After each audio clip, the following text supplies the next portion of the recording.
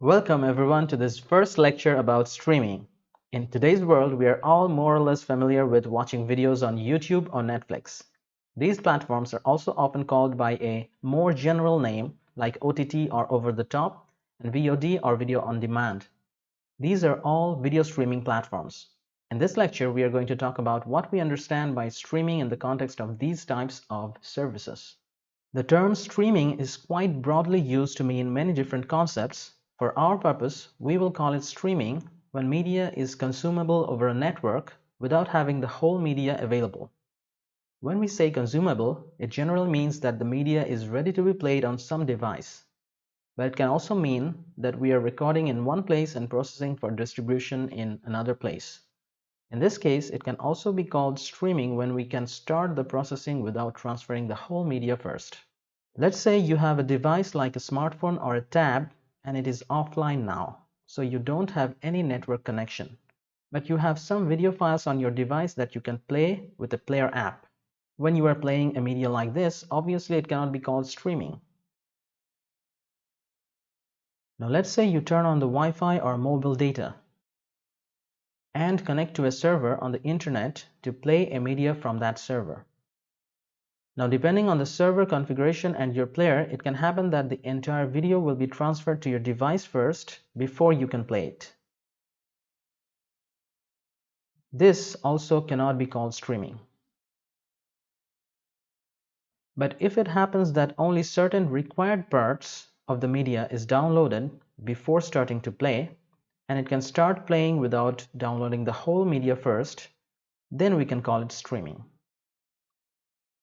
Now this media we are playing can be pre-recorded content, in which case the entire media will be already available on the server. For example, when someone uploads a video file on their YouTube channel, it is processed by YouTube and then we can watch it online. Another example is when you watch a movie on Netflix. The entire movie is already available on Netflix's server. These are all examples of consuming a stream for which the entire media is already available on the server. The other case happens when this media is still being recorded from another source, like a camera. In this case, the server is consuming the media by converting and possibly storing it in a way to be able to distribute it to other clients like the player. And the server is doing this without waiting for the transfer to stop or the whole recording to be available first. In this sense, this part of the picture is also an example of streaming from the camera to the server. Note that there are two parts of this picture. On the right, we have the server consuming a live stream from a source, in this case a camera, and possibly converting it to some other format. This side of the system is called ingest. On the other side, we have the clients consuming media streams from the server. This part is called distribution or delivery or last mile delivery. The most important part of the consumer experience happens in the distribution or delivery part, where people are watching the video on a device with some kind of streaming playback mechanism. In order to have a good streaming experience, we need to have three things. First, we should be able to start the playback instantly without waiting for the whole media. If we can ensure this, we can say we have fulfilled the most basic requirement for streaming. Second, we should be able to seek to any random point in the media and start playing from that point immediately. This is also quite a common expectation for streaming media playback. And finally, the playback should adapt to the changing network conditions. When you have this in addition to the first two qualities, the streaming experience is much better. Let's try to understand these with a few examples. I have set up a local web server on my machine to serve this very simple web page. The page has an input text box where I can enter the HTTP URL of the media I want to play, and then it is played with this player.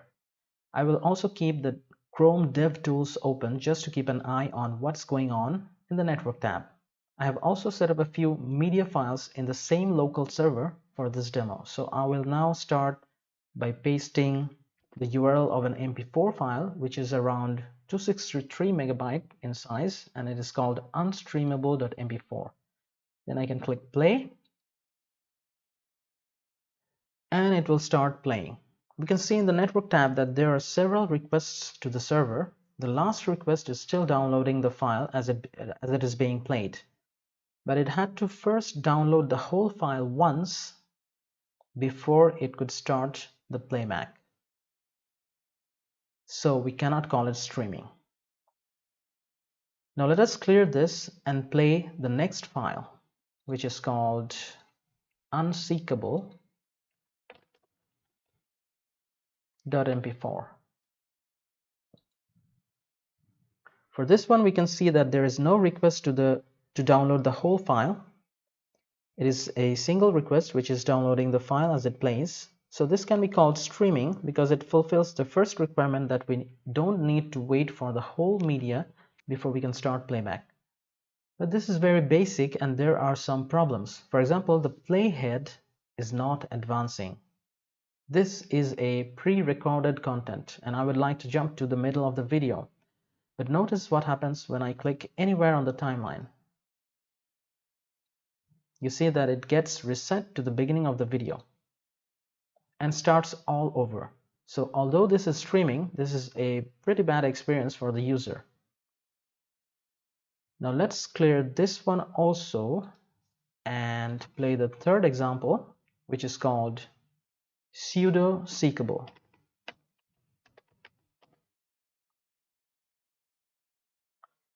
We can see that this one is similar to the previous one in that it starts to play immediately with a single request and without downloading the whole file. But we can see that the playhead is advancing, and this time we can also seek to any random point in the video timeline, and it starts to play from that point. So it seems pretty good at this speed. But if you look closely at the network activity, you can see that for each seek, it is downloading up to that point in the file before it starts to play. For example, if you seek towards the end, it downloads around 246 megabytes. If you seek towards the beginning, it downloads around 17 megabytes. If you click on the middle, it downloaded 120 megabytes up to that point in the file. So this is certainly not ideal because a lot of bandwidth is wasted to download parts of the video that I'm never actually watching. Let's clear this one and proceed to the next example, which is called random seekable.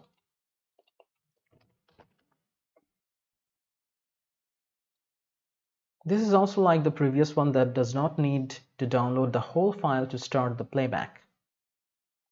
And the playhead is also advancing nicely, and I can also seek to any arbitrary part of the video. But note the difference with the last example, that this time only a few megabytes are downloaded with each seek. So it does not matter if you seek towards the end or the beginning, only around 10 megabytes of data is being downloaded from that part of the video to start the playback. And that request continues to download as the playback proceeds. This seems really good and looks like we have all we need for a really good streaming experience. Well, that is true up to a certain point. It does satisfy the requirements of instant playback and smart random seeking, but what happens if the network speed drops? This video has a bitrate of around 3 Mbps and it is being played smoothly from my local machine with no limit on the network bandwidth. But what I will do now is that I will throttle the network speed from Chrome DevTools to limit it to 500 kbps.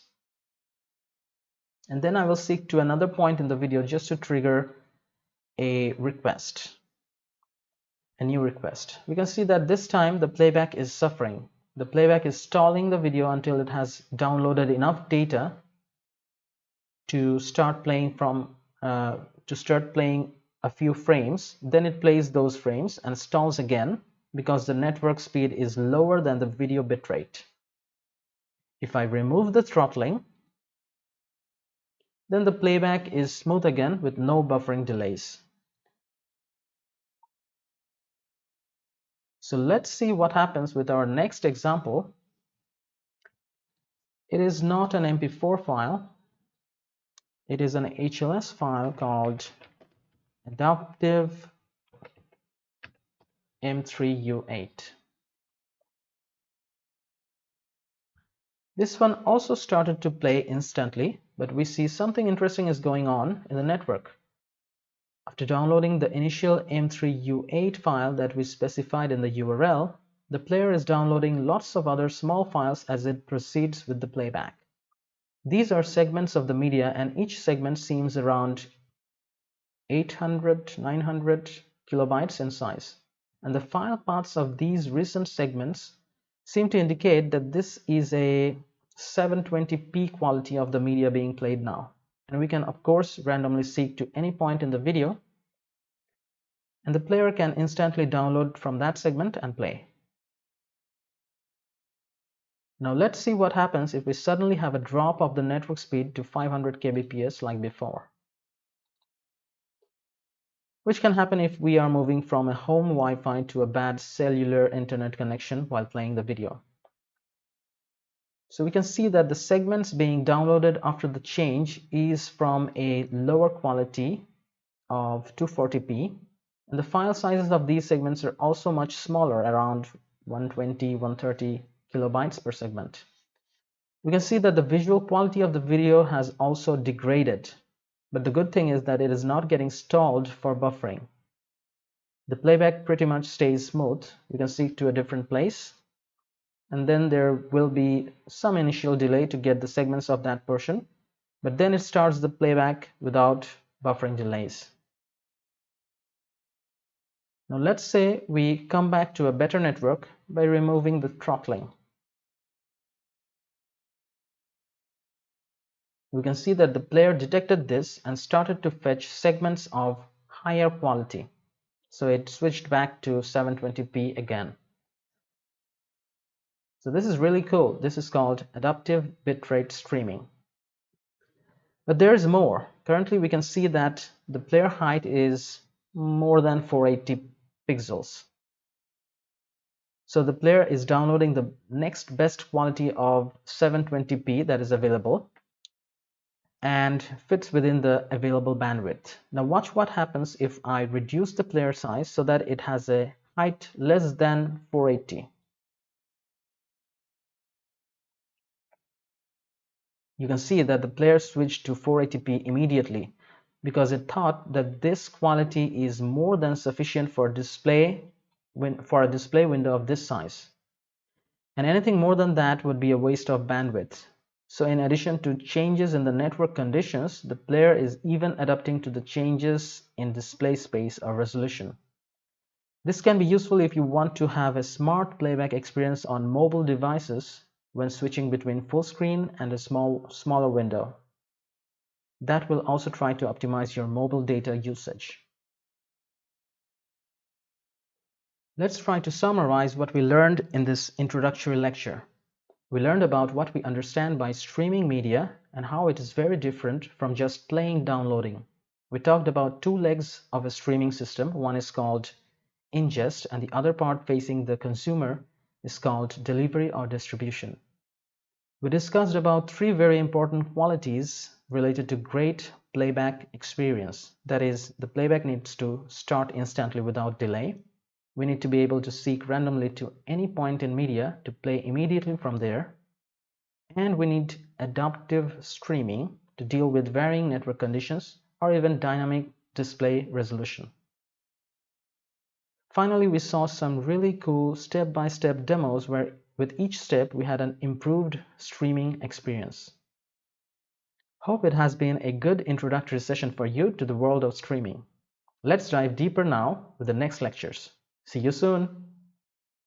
Thank you for watching. You can find the link to the full FFmpeg course in the description of this video. Please subscribe to the channel for more amazing videos and tutorials.